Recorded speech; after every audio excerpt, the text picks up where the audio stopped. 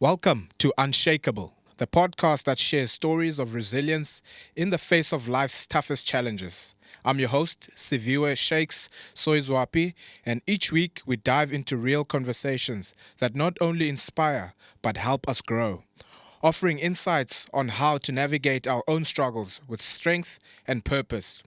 Because resilience isn't about being unbreakable, it's about standing firm when life tries to shake you. This is Unshakable. Let's get into it.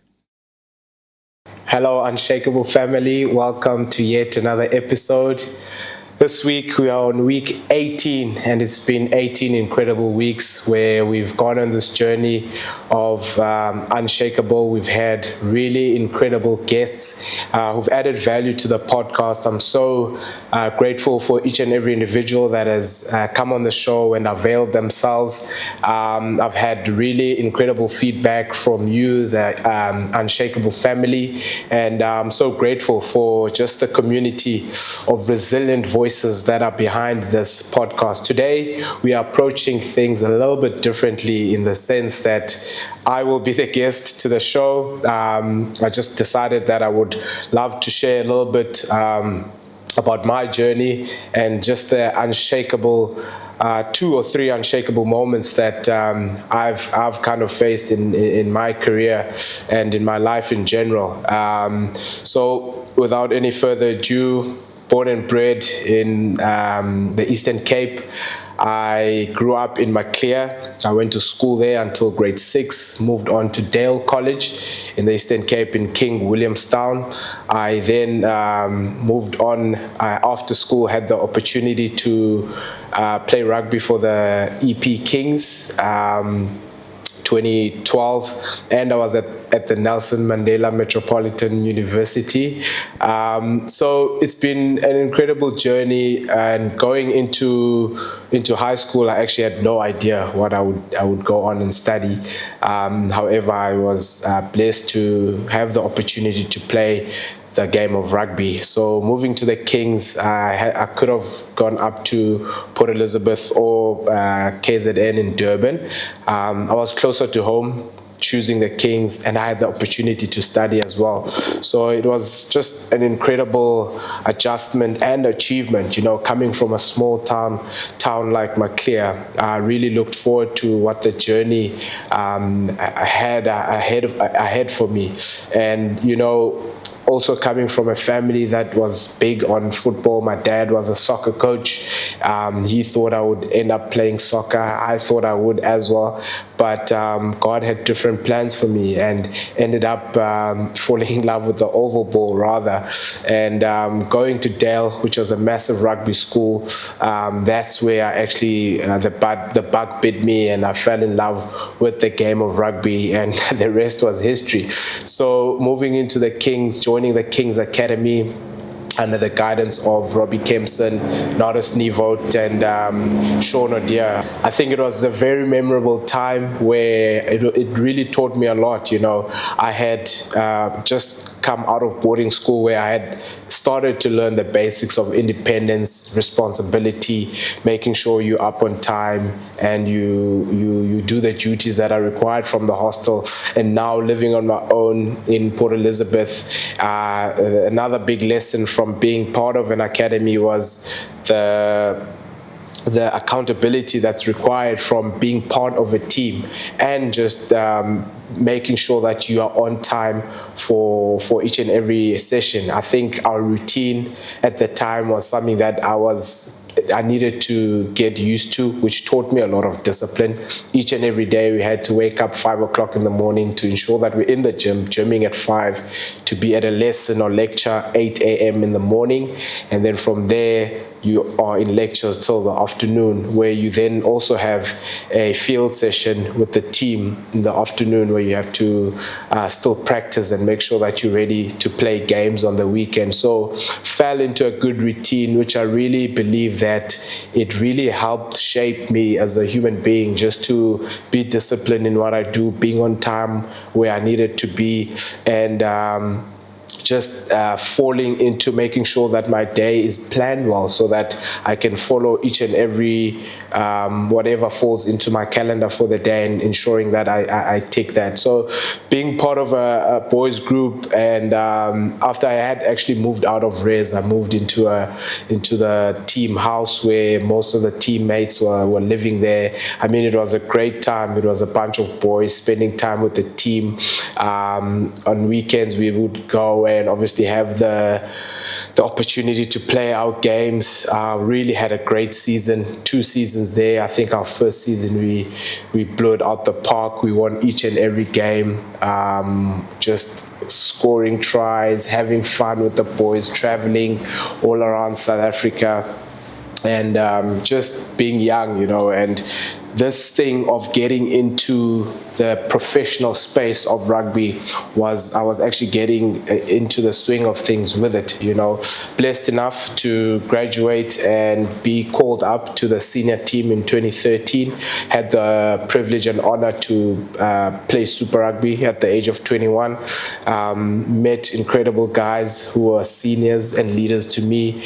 I'll never forget the relationships that I made by playing Super Rugby at the Kings. I had guys like Edgar Marutule, Dimitri Katrakilis, Tiger Mangweni, Andrew Strauss, Ronnie Cook, family men and guys that really set an example for me coming in. I learned a lot starting from the bottom, being the young guy in the group. I think it was something that humbled me. I didn't know what to expect. Again, I refer to Maclear, I'm coming from a small town, and now I'm getting used to be part of a team and being in a bigger city, and just being welcomed and learning about things like culture, team spirit, team camaraderie, making friends with your teammates, and working with a group of people for a bigger cause and winning with people. I think those little things I learned at my time at the Kings already. And it's special moments, and friendships that lasted for a really long time. I never actually got the opportunity to start for the Super Rugby team. Obviously, I was a junior, but was blessed enough to get the call up and make my Super Rugby debut in Canberra against the Brumbies, where I was literally just flying in as a replacement. One of the guys from New Zealand that played for us, Hadley Parks, broke his arm, and I got the call up. Coming as a replacement, jet lag and all, I ended up starting that weekend because after Hadley had been injured, he flew back. The fullback was Michael van Schuren. The flyer was supposed to be Dimitri Katrakilis, and they had George Whitehead on the bench. Michael van Schuren actually rolled his ankle, I think, so he was out. George moved to the fullback position, and then I was on the bench. Being on the bench, my roommate was Dimitri. He was telling me in the room already that he was struggling with his knee, so the coaches made the call that he'll start from the bench. All of a sudden, George moves to fly off, and I move into the starting team. And those are memories that are just incredible to sit down here and remember and just ponder on, And things are really going great. I've just had a great season. I think I was the top try scorer for the under-21 side. We won both under-21 seasons as the team. Now I'm getting the call up to play and represent the Southern Kings at a Super Rugby level, and these are the things that I grew up watching. I grew up watching Super Rugby every Saturday. Used to wake up going to my friend's house and getting the opportunity just to have a look at these superstars from New Zealand, Australia, and all over the world. So to be in this situation was something surreal, and just having the opportunity to play alongside guys like Dimitri Katrakilis, Stephen Sykes.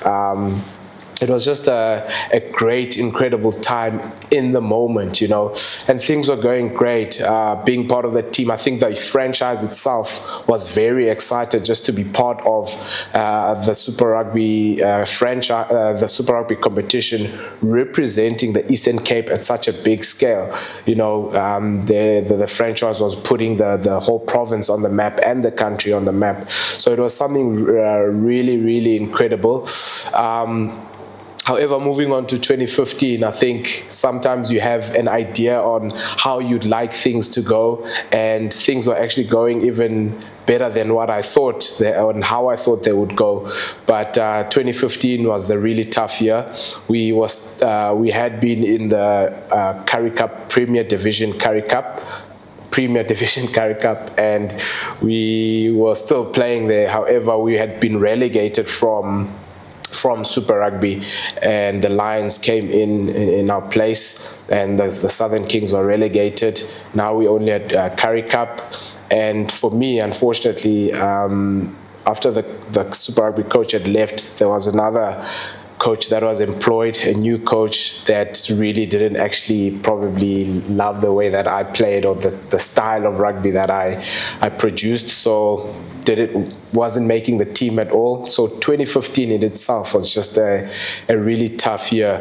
Not making the team each and every day. I needed to show up for training, ensuring that I'm doing my best to be included into the starting lineup. So the guys that don't get to be picked for the weekend, they need to be in the other squad, where you kind of do the set plays, to play the moves that the team that we are playing on the weekend would kind of bring to the table to the party on the day, because obviously we do our analysis, we know what to expect from them, how they would run their plays, the game plan that they have, and how they would potentially try to beat us on the weekend. So that would be our job, just to make sure that the starting team is ready, and we show them those different pictures to prepare them well, and unfortunately, if you are part of a team, that's how you serve, you become that player. So, but it is a tough position to be in, you want to be in the starting team, you want to be playing week in and week out, but 2015, it just wasn't happening for me. I was holding bags, ensuring that the players that are playing are ready, and I have to be in the opposition team, as I mentioned. Every day you have to show up, and first week, second week, third week, it went on throughout the whole season, 0 game time.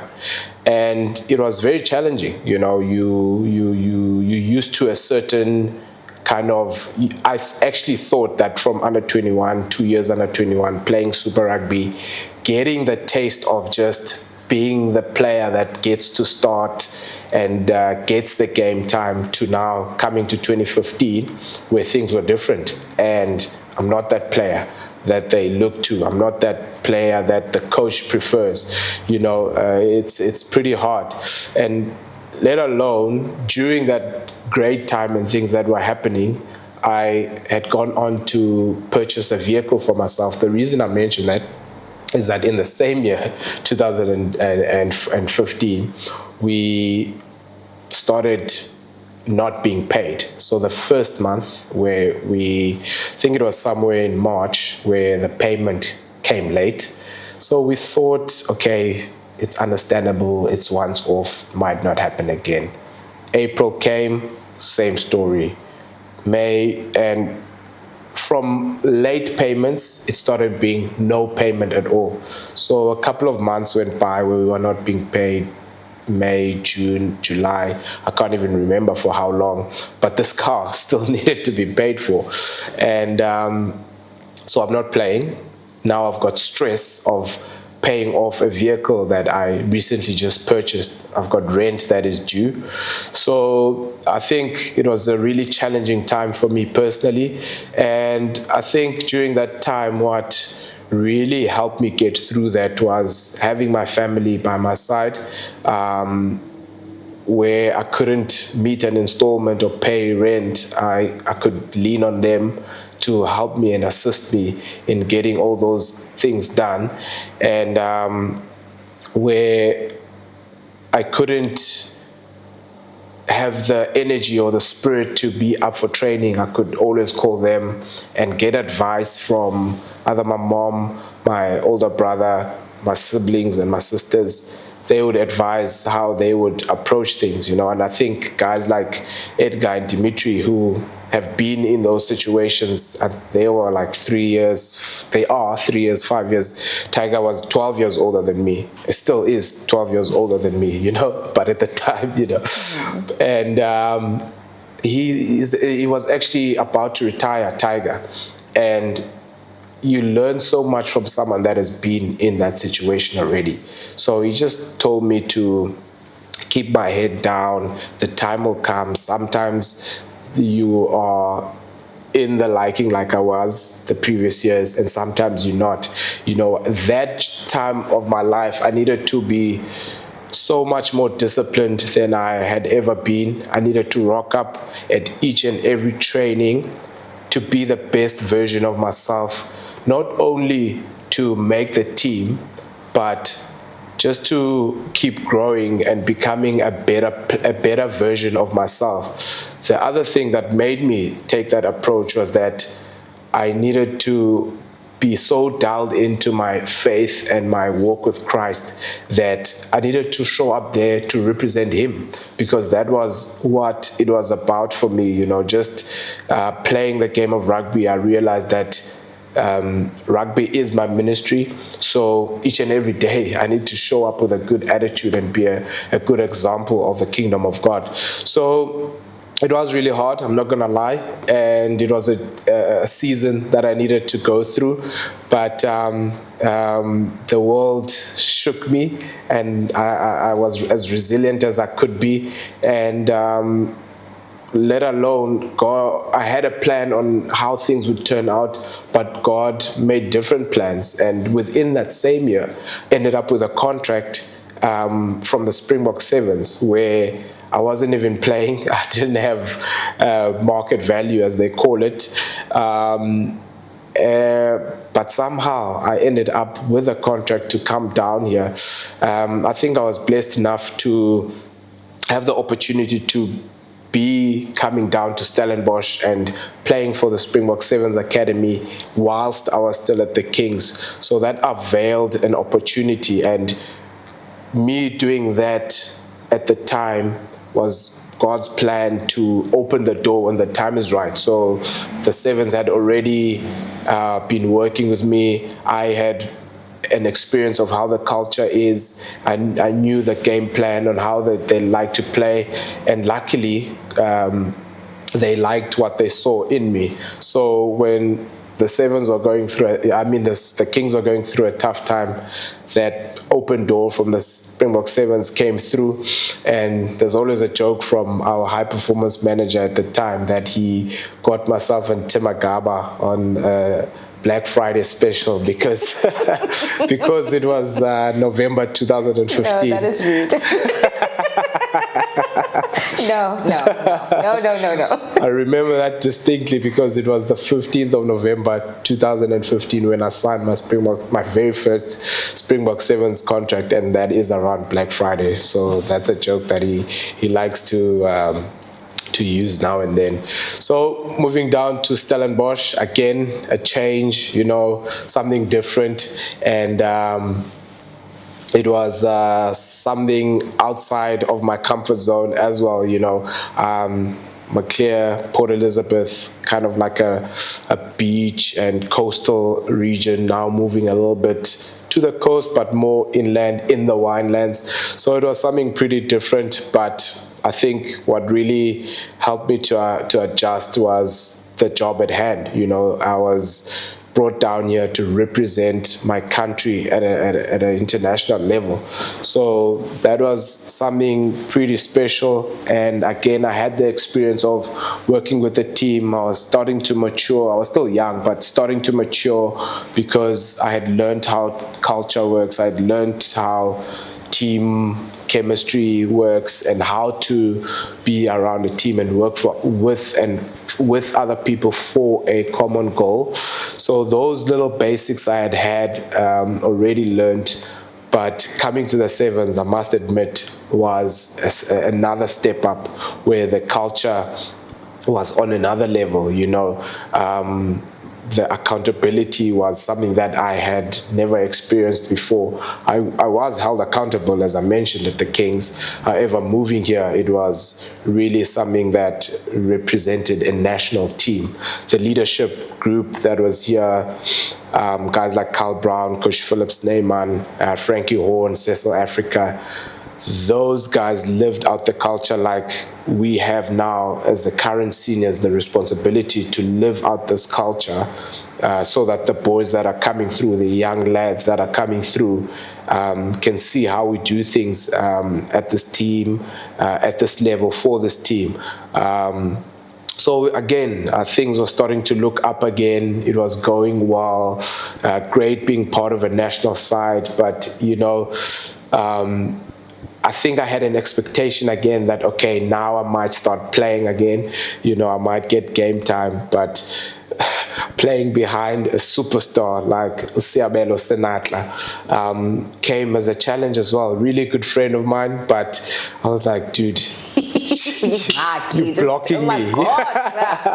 You're blocking my shine, but was really honored to just be part of the squad. I think the only reason I didn't make my debut when I arrived was because I came in carrying a groin injury.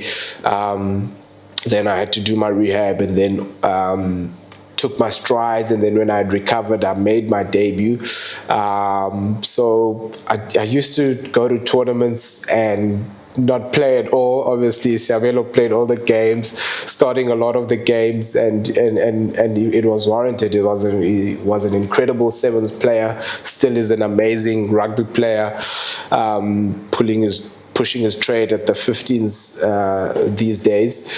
And it was just another highlight. I was traveling, I was part of the squad, winning tournaments. I remember the 2017 season, we played in, I think, 5 finals and like 8 semi-finals, something ridiculous like that, winning about 5 or something tournaments. So, and ending up winning the series in that year, and then going back to back 2018 as well. So it was starting to look up again, and things were going well, representing my country at a national level, having the honor of playing alongside guys that you always looked up to, and these guys actually being in their presence, like getting to understand why they're so good, the work they put in, the extra work they do, the detail that they go through to understand what the game is all about, and just the off-field cultural things that I mentioned that they lived out. And that will always be the biggest thing for me. Coming to the Sevens, was that the culture was just so different, and it still is, and it just grows you as a human being, grows you as a professional, and it keeps you on your toes just to always keep striving to be the best version of yourself, so that you can be the best you can be for the team, But as things went on, after COVID happened, we won another season, and then we started taking a bit of a dip, and the year was 2023 when before I get to that, I actually, in that same year, 2017, the other situation where life kind of shook me and rocked my boat a little bit was when I lost my dad in 2017. We were playing in a tournament in Vancouver in Canada, when it was actually a great tournament, and again, it was kind of like my first full season where I'm getting more game time and I'm getting to play. And I think in that final I might have played the full game, and I remember my dad actually was on a soccer trip. They played in King Williamstown, and the game was quite late in the evening. So our game in Canada was around after midnight in South Africa. So he needed to be back home on the Sunday evening so that he can go to work on Monday. But because we were playing, he thought he'd watch the game and then wake up very early on the Monday, which was South African time. It was already Monday. It was Sunday in Canada, but it was Monday here. And then he drove back the morning.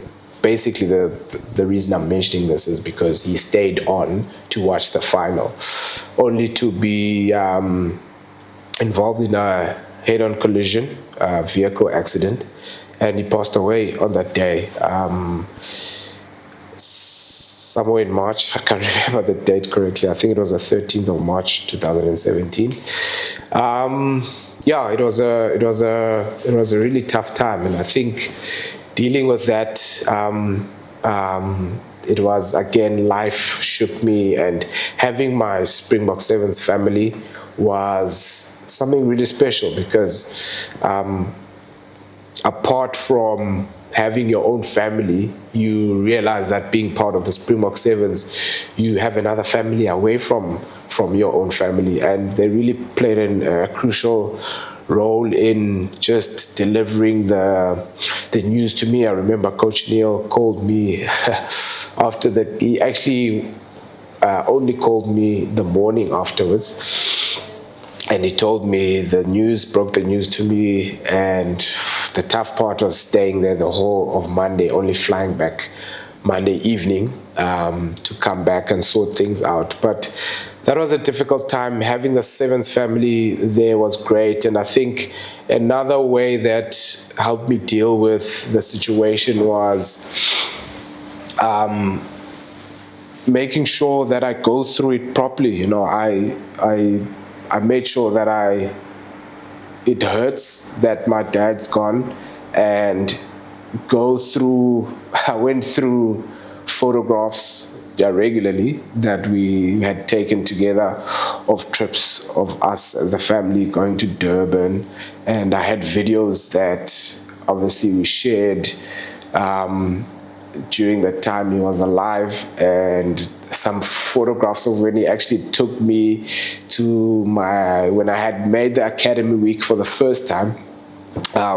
After the academy week itself, we had games in Queenstown, and my mom and my siblings, we all went on like a road trip where we had a friendly in Queenstown, and we played some club team. I can't remember properly, but they had the opportunity to watch me play provincially, and I had all those images and videos, and I had voice notes, messages, and I made sure that I went through the whole thing, to kind of miss him, to hurt through the time.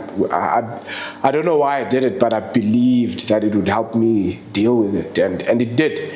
And I think the other thing that helped me deal with it was ensuring that I'm there for my family, I'm there for my sisters, and being the best teammate that I could be. Again, times were tough, but I was required to be the best version of myself.